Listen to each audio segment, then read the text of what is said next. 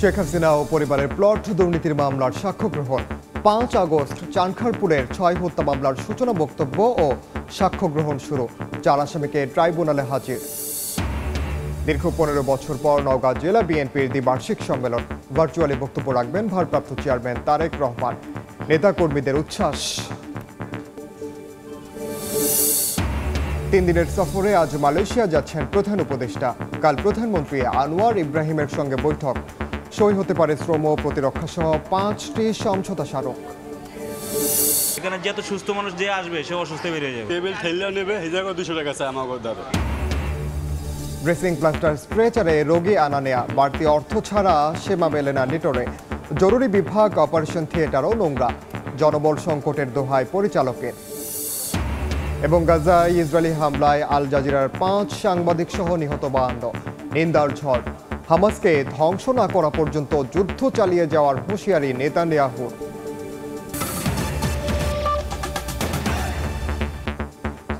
সময় সংবাদের সঙ্গে আছি আমি ওমর ইনাম। শেখ হাসিনা ও তার পরিবারের বিরুদ্ধে প্লট দুর্নীতির মামলার সাক্ষ্য গ্রহণ চলছে। প্রথম দিনে সাক্ষ্য দিচ্ছেন দুদকের উপপরিচালক মোহাম্মদ সালাহ উদ্দিন। ৬টি মামলার অভিযোগে গঠনের পর ঢাকার ৫ম বিশেষ জজ আদালতে আজ ৩টি মামলার সাক্ষ্য গ্রহণ হবে। মামলার অভিযোগে বলা হয়, পূর্বাচল নতুন শহর প্রকল্পে নিয়ম বহির্ভূতভাবে রাজুকের ৬০ কাঠা প্লট ভোগ দখল করেন সাবেক প্রধানমন্ত্রী শেখ হাসিনা ও তার পরিবার। আইন অনুযায়ী পলাতক অবস্থায় আসামিরা আইনজীবী নিয়োগের মাধ্যমে মামলা লড়ার সুযোগ পাচ্ছেন না। এই মুহূর্তে ঢাকা মহানগর দায়রা জজ আদালতে আছেন সহকর্মী আসিফ মোহাম্মদ সিয়াম। সরাসরি যাচ্ছি তার কাছে। সাবেক প্রধানমন্ত্রী শেখ হাসিনার বিরুদ্ধে প্লট দুর্নীতির মামলায় আজ প্রথম সাক্ষ্য গ্রহণ অনুষ্ঠিত হচ্ছে এবং প্রথম দিনই আজ সাক্ষ্য দিচ্ছেন দুদকের উপপরিচালক সালাউদ্দিন। তিনি এখন পর্যন্ত বিচারককে তার সাক্ষ্য গ্রহণে যতটুকু জানিয়েছেন যে এই রাজুকের ৬০ কাঠা প্লট বরাদ্দের জন্য ঊর্ধ্বতন কর্মকর্তাদের পক্ষ থেকে রাজুককে তারা নির্দেশনা দেন যেন শেখ হাসিনা এবং তার পরিবারের নামে সেখানে ৬০ কাঠা প্লট বরাদ্দ দেওয়া হয়। এবং তিনি আরও জানিয়েছেন যে যদিও প্লট বরাদ্দের পরবর্তীতে এখানে বিজ্ঞপ্তি আকারে যাদের নামে প্লট বরাদ্দ করা হয়েছে তাদের নাম প্রকাশ করার কথা ছিল, কিন্তু যেহেতু এই প্লটটা নিয়ম বহির্ভূতভাবে নেওয়া হয়েছিল তাই সেই বিজ্ঞপ্তির মাধ্যমেও কোনো ভাবে জানানো হয়নি যে পূর্বাচল নতুন শহর প্রকল্পে শেখ হাসিনা এবং তার পরিবারের নামে ৬০ কাঠা প্লট বরাদ্দ নেওয়া হয়েছে। তো এই প্লটের ব্যাপারে আমরা এখন পর্যন্ত যতটুকু জানতে পেরেছি যে প্লট বরাদ্দের বিষয়ে রাজুকের যে বিধিবিধান, অর্থাৎ রাজুকের আওতাধীন অংশের মধ্যে কারো যদি তিনি অলরেডি জমির মালিক থাকেন তাহলে তিনি প্লট পাবেন না, কিন্তু তারপরেও শেখ হাসিনা তার ক্ষমতার অপব্যবহার করে তার পরিবারের তিনি এবং তার পরিবারের নামে রাজুকে ৬০ কাঠা প্লট বরাদ্দ নিয়েছিলেন এবং এর পরে তিনি সেখানে কোনো ধরনের নিয়ম মান্য না করেই সেখানে তিনি রেজিস্ট্রিও করে ফেলেন। এরপরে সেটা যখন দুদকের অনুসন্ধানে বেরিয়ে আসে এবং দুদক সেই ব্যাপারে মামলা করে, তখন সেই মামলার প্রথম দিকে আসামিদের নামে সমন জারি করা হয় এবং প্রজ্ঞাপন আকারে তাদেরকে গ্রেফতারি পরোয়ানা জারি করা হলেও তারা যেহেতু আদালত উপস্থিত হননি তাই তাদের অনুপস্থিতিতেই আজ বিচার কাজ শুরু হয়েছে। তো প্লট বরাদ্দের সাক্ষ্য গ্রহণের বিষয় এই ছিল আমার কাছে সর্বশেষ।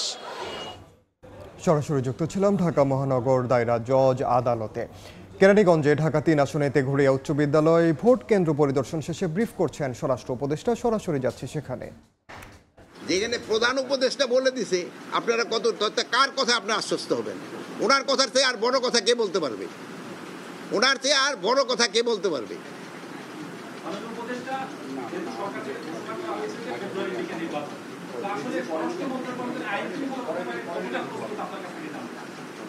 আমি এই প্রশ্নের উত্তর অনেকবার দিয়েছি, তারপরেও আমি বলবো যতটা আমরা আইন শৃঙ্খলা পরিস্থিতি উন্নতি, আপনি যদি এই জুলাই থেকে যদি এই জুলাই না আগে জুলাই থেকে দেখেন কি পরিস্থিতি ছিল, থানা খালি, কেউ আসে না, আনসার বিদ্রোহ, অন্যান্য বাহিনীগুলি অত সক্রিয় না, ওই থেকে এখনকার পরিস্থিতি অনেক ভালো হয়নি। বলেন, আপনারা বলেন। হ্যাঁ, আপনার কথাটা শেষ করতে আমাদের প্রশ্ন হলো কি, একটা কথা শেষ হওয়ার আগে আরেকজন আবার ওই ফ্রন্ট খুঁজে ফেলায়। কথাটা শেষ করে তারপর আপনি বলেন। আমি তো উঠা যেতেছি না, ওর থেকে কি পরিস্থিতি উন্নতি হয় নাই? তা আরও দেখা আমাদের সময় হয়ে গেছে, হয়তো আমরা কাঙ্ক্ষিত পৌঁছতে পারি নাই, ওইটা থেকে আমরা হয়তো আল্লাহ দিলে পৌঁছে যাবো। আরেকটা আমি ভাই আপনাদের অনুরোধ করেন, আপনাদের অনেকের 53 বছর না, 53 বছরের উপরে কারা একটু হাত উঠান দেখি, স্বাধীনতার উপরে কারা আছে? এই আইন শৃঙ্খলার পরিস্থিতি খুব ভালো ছিল এরকম কোনো সময় রিপোর্ট দেখছেন? এই আমার ভাইরা যারা আছে বয়স্ক, এরা কেউ দেখে না। এই সব সময় আইন শৃঙ্খলার পরিস্থিতি সম্বন্ধে এরকমই একটা সবার পারসেপশন থাকে, কিন্তু আল্লাহ দিলে আইন শৃঙ্খলা পরিস্থিতি যে অবস্থায় আছে আমাদের নির্বাচন করতে কোনো অসুবিধা হবে না। শোনো, যে জায়গায় সাংবাদিকদের উপর হামলা হয়েছে, শোনেন, যে জায়গায় সাংবাদিকদের উপর হামলা হয়েছে ওই জায়গায় আমরা কিন্তু তাদের আওতায় নিয়ে এসেছি। এই জন্য আমি বলতেছি শুধু সাংবাদিক না, সাধারণ জনগণের উপর যেন হামলা না হয়, এই জন্য কিন্তু আমাদের সবারই এটা প্রতিকার করে। এটা কিন্তু আমাদের একটা কোনো একটা কাছে একটা অঘটন ঘটতে থাকলে এটার প্রতিহত করতে কিন্তু আমাদের একটা ইমানি দায়িত্ব। সরাসরি যুক্ত ছিলাম রাজধানীর কেরানীগঞ্জে। 5 আগস্ট রাজধানীর চানখারপুলে আনাস সহ 6 জনকে হত্যা মামলায় ডিএমপির সাবেক কমিশনার হাবিবুর রহমান হাবিব সহ 8 জনের বিরুদ্ধে সূচনা বক্তব্য ও সাক্ষ্য গ্রহণ শুরু হয়েছে। বিচারপতি মোহাম্মদ গোলাম মুর্তজা মজুমদারের নেতৃত্বে 3 সদস্যের আন্তর্জাতিক অপরাধ ট্রাইব্যুনাল 1-এ শুরু হয় সাক্ষ্য গ্রহণ। সকালে এই মামলায় গ্রেফতার শাহবাগ থানার সাবেক পরিদর্শক আরশাদ হোসেন, কনস্টেবল সুজন মিয়া, ইমাজ হোসেন ইমন ও নাসিরুল ইসলামকে ট্রাইব্যুনালে হাজির করা হয়েছে। আর পলাতক আছেন ডিএমপির বরখাস্ত কমিশনার হাবিবুর রহমান, যুগ্ম কমিশনার সুদীপ কুমার চক্রবর্তী, রমনা অঞ্চলের সাবেক অতিরিক্ত উপকমিশনার শাহ আলম মোহাম্মদ আক্তারুল ইসলাম ও রমনা অঞ্চলের সাবেক সহকারী কমিশনার মোহাম্মদ ইমরুল। গত 14 জুলাই 8 আসামির অব্যাহতির আবেদন নাকচ করে এই মামলার অভিযোগ গঠন করেন ট্রাইব্যুনাল। শেখ হাসিনার মামলার পর জুলাই গণ অভ্যুত্থানের দ্বিতীয় কোনো মামলায় সাক্ষ্য গ্রহণ শুরু হচ্ছে এই মামলায়। এই মুহূর্তে আন্তর্জাতিক অপরাধ ট্রাইব্যুনালে আছেন সহকর্মী আফজাল হোসেন, সরাসরি যাচ্ছে তার কাছে। শুরু হলো চাঙ্কারফুলের যে 6 জনকে হত্যা মামলা, সেই হত্যা মামলার সাক্ষ্য গ্রহণ। আজকে সাক্ষ্য গ্রহণ শুরুর আগে সূচনা বক্তব্য উপস্থাপন করেছেন chief prosecutor advocate Tajul Islam, এবং তার যে সূচনা বক্তব্য, সেই সূচনা বক্তব্যে শেখ হাসিনার সঙ্গে তৎকালীন ঢাকা বিশ্ববিদ্যালয়ের উপাচার্য মাকসুদ কামালের যে কথোপকথন, সেই কথোপকথনটি লিখিত আকারে পড়ে তিনি শুনিয়েছেন, এবং সেই কথোপকথনেই পরিষ্কার শেখ হাসিনা বারবার মাকসুদ কামালকে বলছেন ওরা রাজাকারের বাচ্চা, রাজাকারদের ফাঁসি কিভাবে দেওয়া হয়েছে সেগুলো কি তারা দেখেনি, তাদেরকেও সেইভাবে ফাঁসিতে ঝোলানো হবে। এবং মাকসুদ কামালকে বলতে শোনা যায়, মাকসুদ কামাল বলেছেন যে শুধুমাত্র পরিস্থিতিটা একটু ঠান্ডা হোক, তাহলে যারা আন্দোলন করছে তাদের বিরুদ্ধে কঠোর ব্যবস্থা নেওয়া হবে।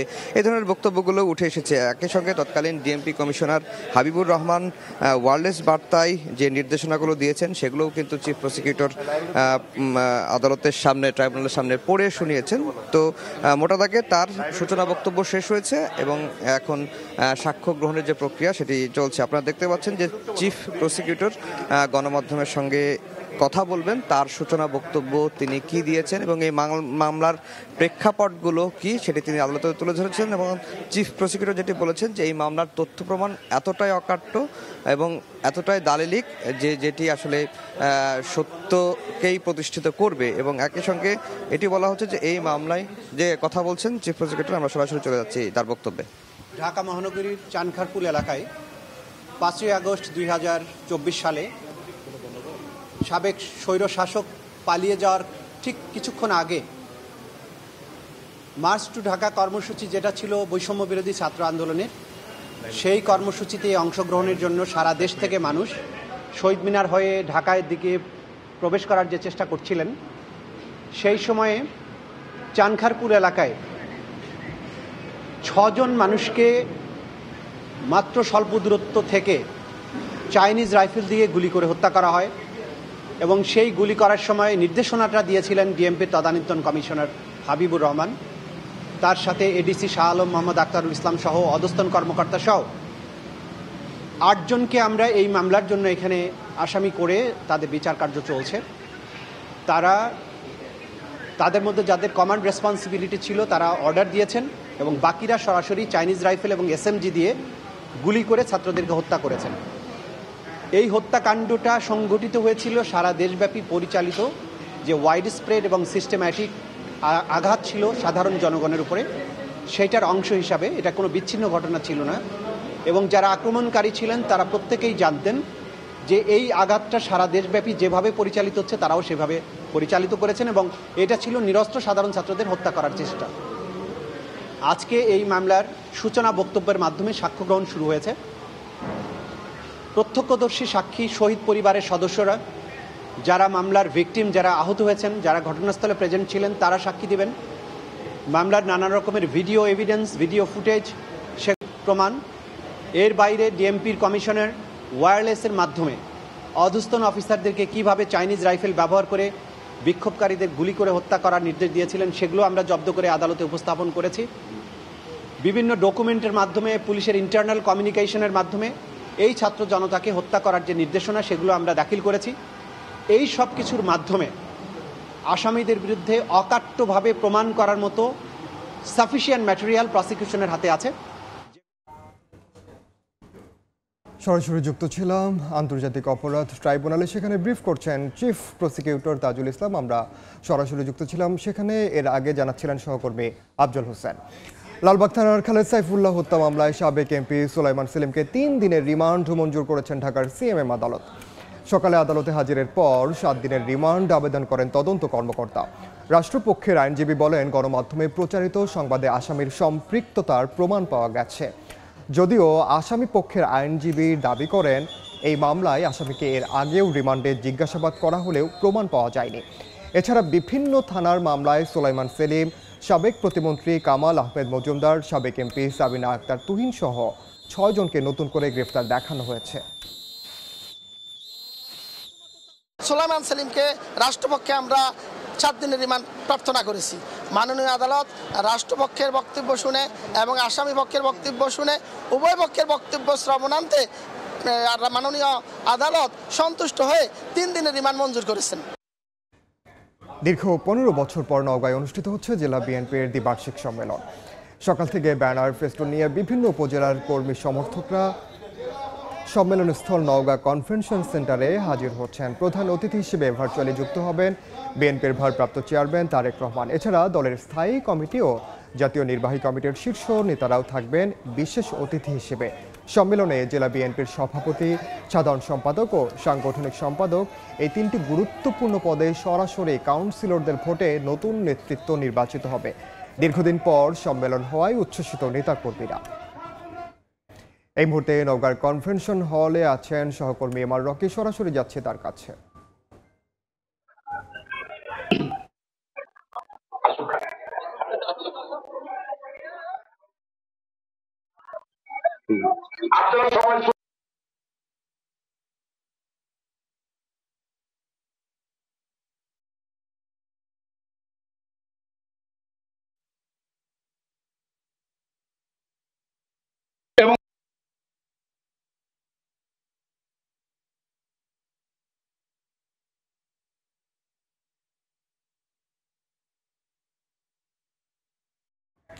দুঃখিত, সংযুক্তি বিচ্ছিন্ন হয়ে গেছে। আমরা আবারও যুক্ত হওয়ার চেষ্টা করব। সময় সংবাদে আরও থাকছে। অবকাঠামো সংস্কার নামে হরিলোট ভোলায় কাজ না করেই কয়েক কোটি টাকা তুলে নিয়েছে প্রকল্প বাস্তবায়ন কমিটি। জড়িতদের বিরুদ্ধে ব্যবস্থা নেওয়ার আশ্বাস। 3 দিনের সফরে আজ মালয়েশিয়া যাচ্ছেন প্রধান উপদেষ্টা ডক্টর মোহাম্মদ ইউনূস।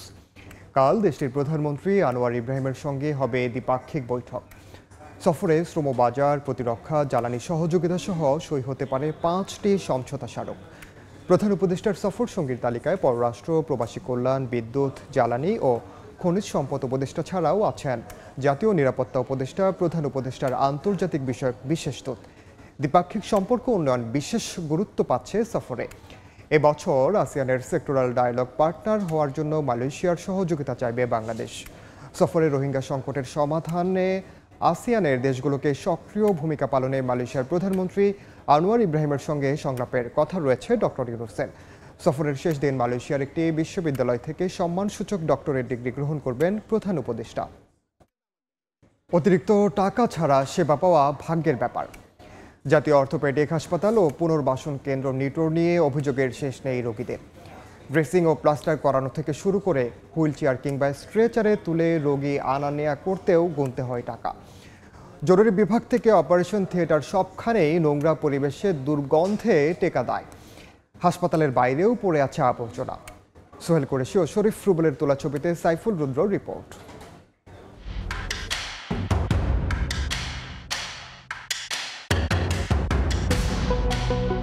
একই ঘরানার একাধিক বিশেষায়িত হাসপাতাল না থাকায় দেশের বিভিন্ন প্রান্ত থেকে প্রতিদিন রাজধানীর জাতীয় অর্থোপেডিক হাসপাতাল ও পুনর্বাসন কেন্দ্র নিটোরে সেবা নিতে আসেন হাজারো মানুষ। সরেজমিনে দেখা যায় গত কয়েক বছরের অপরিচ্ছন্নতা ও নজরদারির অভাবে হাসপাতালের বাইরে চারপাশ জুড়ে ধীরে ধীরে আবর্জনা জমে স্তূপ হয়েছে। হাসপাতাল কম্পাউন্ডে ফাঁকা জায়গাগুলো আবর্জনায় ঠাসা। এখানে অপরিচ্ছন্ন নোংরা পরিবেশে সেবা নিচ্ছেন রোগীরা। মেঝেতে ছড়িয়ে ছিটিয়ে আছে খাবার ও চিকিৎসা বর্জ্য। শৌচাগারের নোংরা পানি চুইয়ে ঢুকছে নিচতলার ওয়ার্ডে। এখানেই খাবার খাচ্ছেন ভর্তি থাকা রোগীরা। তাদের অভিযোগ, পরিচ্ছন্নতা কর্মীদের উদাসীনতায় এখানে দুর্গন্ধে টেকা দেয়। বাথরুম দুটার কন্ডিশন খুবই খারাপ, ইউজ করার মতো না। আমি বলছি সাফ করার জন্য, ওনা করেন না, ওনাকে আপনি করেন। এখানে যত সুস্থ মানুষ যে আসবে সে অসুস্থ বেরিয়ে যাবে। চার পোকা বোঝাই করা, ইঁদুর, বিড়াল পায়খানা করে সব বড় রাখছে। এই ওয়ার্ডের পাশেই অপারেশন থিয়েটার। সেখানে যাবার আগে চোখে পড়বে অপরিচ্ছন্ন করিডোর। রক্ত সঞ্চালন শেষে দিনের পর দিন গ্রিলের সঙ্গে ঝুলিয়ে রাখা ব্লাড ব্যাগের দেখাও মিলবে এখানে।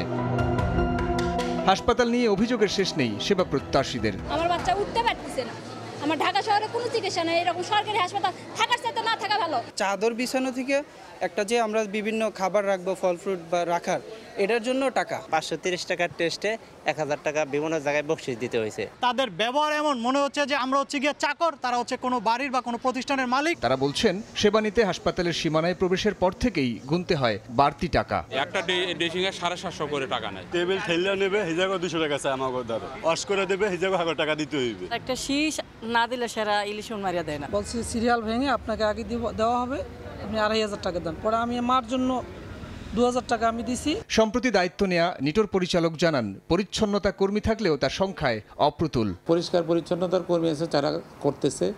এটা হচ্ছে, তবে হ্যাঁ, আপনার সংকটটা হচ্ছে যে সংখ্যায় প্রয়োজনের তুলনায় কম। আমরা সমন্বয় করার চেষ্টা করছি। আমাদের লোকজনকে বলা আছে যে এই ধরনের কোনো রকম অনৈতিক কোনো রকম বিষয়ের সাথে যারাই যেখানে পাওয়া যাবে তাকে এই জায়গায় ধরে আইনের কাছে সুপর্দ করা হয়।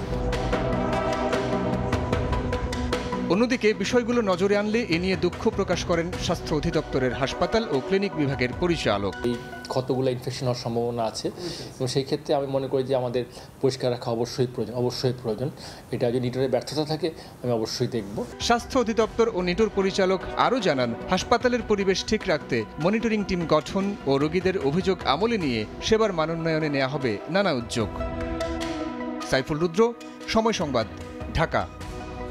ভোলার চরফ্যাশনে 217টি গ্রামীণ অবকাঠামো সংস্কার প্রকল্পে সরকারের কয়েক কোটি টাকা হরিলুটের অভিযোগ পাওয়া গেছে।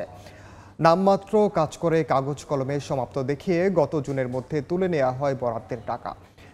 প্রকল্প বাস্তবায়ন কমিটির এমন বেপরোয়া অনিয়ম দুর্নীতি নিয়ন্ত্রণে আনতে পারছে না কাজের তদারকির দায়িত্বে থাকা উপজেলা প্রশাসন। বিস্তারিত জানাচ্ছেন নাসির উদ্দিন লিটন, ছবি তুলেছেন উৎপল দেবনাথ। 2024-2025 অর্থ বছরে গ্রামীণ অবকাঠামো সংস্কার কর্মসূচির আওতায় ভোলার চরফ্যাশনের মাদেরচর বাজার, নুরানিয়া ও হাফিজি মাদ্রাসার মাঠ ভরাটের জন্য 6,77,000 টাকা বরাদ্দ দেয়া হয়। কিন্তু পুরো মাদেরচর ঘুরে এই নামে কোনো মাদ্রাসার হদিস পাওয়া যায়নি। কিন্তু অস্তিত্বহীন প্রকল্পের টাকাও উত্তোলন করা হয়েছে। নুরাবাদ ইউনিয়নের পূর্ব চর তোফাজ্জল আসলামিয়া দাখিল মাদ্রাসার মাঠ ভরাটের জন্য 3,05,750 টাকা বরাদ্দ দেওয়া হলেও কোনো কাজ করা হয়নি। একইভাবে দুলারহাট দাখিল মহিলা মাদ্রাসা ও গাফরিয়া ফাজিল মাদ্রাসার মাঠ ভরাটেও অনিয়মের অভিযোগ শিক্ষক ও স্থানীয়দের। আমার মাদ্রাসায় 3,05,000 টাকা বরাদ্দ হয়েছে, আমি মাত্র 60,000 টাকা পাইছি।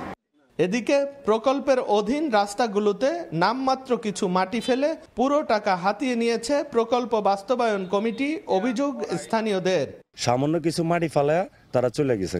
প্রশাসন বলছে অনিয়ম করা প্রকল্পের কাজ চুক্তি অনুযায়ী আদায় করে নেওয়া হবে। কাজ না করে বিল নিয়ে গেছে এরকম আমিও দেখতে চাই না। আমি তাদেরকে নির্দেশ দিয়েছি যাচাই করে দেখার জন্য, এবং যদি কেউ কোনো কাজ না করে থাকে তার বিরুদ্ধে আইনগত ব্যবস্থা গ্রহণ করা হবে। 2024-2025 অর্থ বছরে গ্রামীণ অবকাঠামো সংস্কার প্রকল্পের প্রথম ও দ্বিতীয় পর্যায়ে চরফেশনে কাবিটার 3,57,09,574 টাকা, টিআরের 2,68,73,508 টাকা এবং 510 মেট্রিক টন চাল ও গম বরাদ্দ দেয়া হয়। নাসির উদ্দিন লিটন, সময় সংবাদ, ভোলা। হুঁশিয়ারি অভিযানেও বন্ধ হয়নি নিষিদ্ধ পলিথিনের ব্যবহার, অথচ গেল জুলাই পর্যন্ত মোবাইল কোর্ট পরিচালনা করা হয়েছে 500-র বেশি। সুপার শপে পলিথিন বন্ধ হলেও বেড়েছে ক্ষতিকারক ও নিষিদ্ধ পলিপ্রপিলিনের তৈরি টিস্যু ব্যাগের ব্যবহার। দীর্ঘদিনেও সহজলভ্য বিকল্প তৈরি করতে না পারায় থামানো যাচ্ছে না এ নিষিদ্ধ পণ্য, এমন পর্যবেক্ষণে তুলে ধরছেন ব্যবহারকারী ও বিশ্লেষকরা। ফরহাদুর রহমানের রিপোর্ট। 1 নভেম্বর থেকে আমরা বলে দিয়েছি যে আমরা মার্কেটে রেইড করব। গেল বছর আগস্টে অন্তর্বর্তী সরকার ক্ষমতা গ্রহণের পরপরই পরিবেশ উপদেষ্টা সাফ জানিয়ে দেন 23 বছর আগেই নেয়া পলিথিন নিষিদ্ধের সিদ্ধান্ত বাস্তবায়নে এবার বদ্ধপরিকর তারা। ঘোষণা অনুযায়ী কারখানা ও বাজারে অভিযানও চালায় সরকার। পরিবেশ অধিদপ্তরের তথ্য, গেল বছরের নভেম্বর থেকে চলতি বছরের 4 আগস্ট পর্যন্ত 5 শতাধিক মোবাইল কোর্ট পরিচালনা করা হয়েছে, যেখানে 71 লাখ টাকা জরিমানা ও 16টি পলিথিন কারখানা সিলগালা করা হয়েছে। কিন্তু এসব অভিযানে নিষিদ্ধ পলিথিনের সরবরাহ ও ব্যবহার কি কমেছে? কাপড় বাড়াইছিল ওটা আবার তলা ফাইটটা জায়গায় বাড়া বেরিয়েছিল, এর লাগে এখন আবার এই পলিথিনে চলে। বাজারে আসি খালি হাতে, দোকানদার দেয়, আমরা নিয়ে যাই। কিছুটা আশার আলো দেখা গেছে সুপার শপে। সরাসরি বন্ধ হয়েছে পলিথিনের ব্যবহার। চটের ব্যাগ বা পাটের ব্যাগটা ইউজ যে করি বা ভালো সুতির ব্যাগগুলো ইউজ করি, এটা একটা উদ্যোগটা ভালো। যেটা আসলে রিউজেবল, সেটা কিন্তু আসলে এখানে ক্রেতা দামের তারতম্যের কারণে এখানে নিচ্ছে না। প্লাস্টিক খাতের শীর্ষ সংগঠন BGPMEA বলছে, ক্ষতি কমাতে উন্নত বিশ্বের মতো পলিথিন ব্যবহার বন্ধ নয়, বরং ব্যবস্থাপনায় জোর দিতে হবে। আমার মনে হয় আমরা ভুল পথে যাচ্ছি। আমার ধারণা, আমরা যদি বর্জ্য ব্যবস্থাপনা উন্নয়ন না করতে পারি, এটা সমাধান আসবে না। আমাদেরকে বর্জ্য ব্যবস্থাপনাটা উন্নত করতে হবে। মাটি বা পানিতে না মিশলেও মানুষের দৈনন্দিন জীবনের সঙ্গে মিশে যাওয়া এই ক্ষতিকারক পণ্যের ব্যবহার বন্ধের সিদ্ধান্ত বাস্তবায়নে যাওয়ার আগে গবেষণার দরকার ছিল বলে মনে করেন বিশেষজ্ঞরা। নিয়ে যাওয়া অথবা মানুষ থেকে ফেরত নেওয়া, এই কাজগুলো এগুলো মার্কেট সার্ভে যেমন করা দরকার হয়, তেমনি মানুষের ওপিনিয়ন সার্ভেটা করা দরকার। বিভিন্ন সংস্থার গবেষণা বলছে, রাজধানীতে প্রতিদিন 700 টন প্লাস্টিক বর্জ্য তৈরি হয়, যা মোট বর্জ্যের 10% বেশি। ফরহাদুর রহমান, সময় সংবাদ, ঢাকা।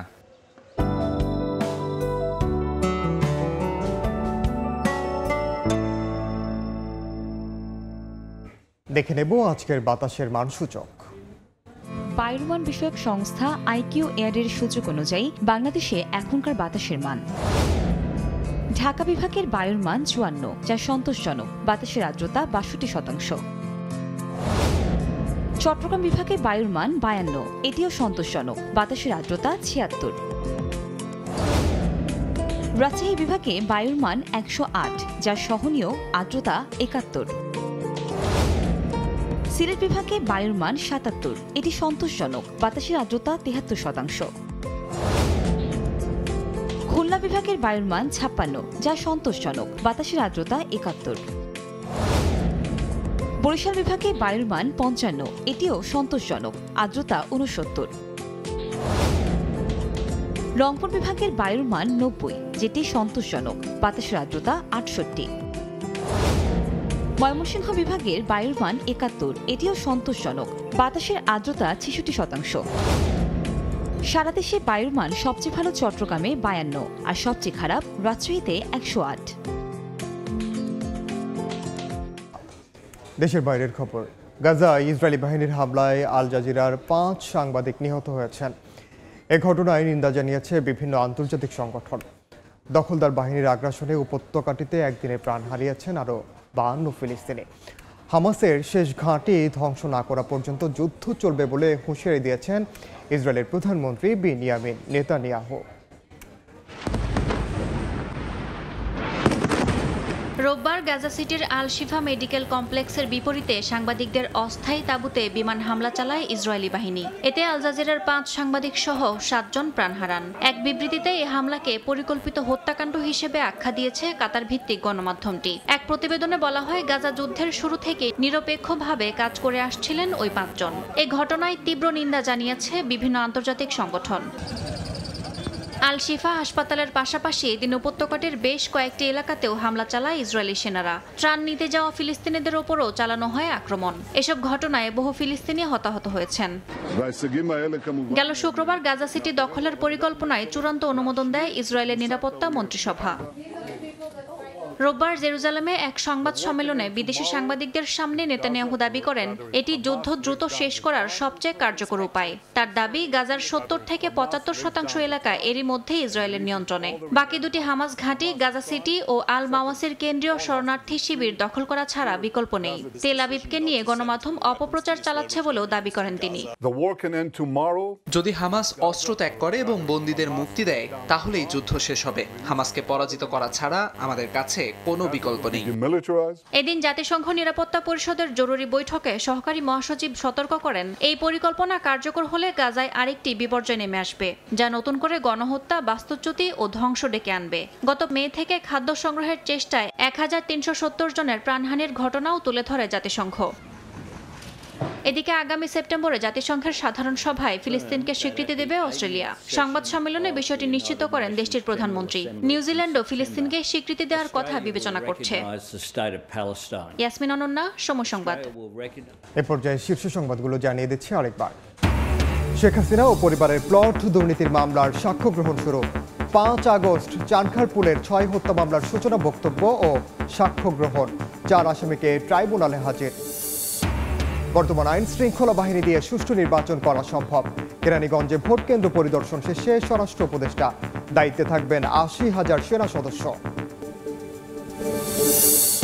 এবং 3 দিনের সফরে আজ মালয়েশিয়া যাচ্ছেন প্রধান উপদেষ্টা। কাল প্রধানমন্ত্রী আনোয়ার ইব্রাহিমের সঙ্গে বৈঠক। সই হতে পারে শ্রম, প্রতিরক্ষা সহ 5টি সমঝোতা স্মারক। এই ছিল সময় সংবাদের সঙ্গে থাকুন সময়ে।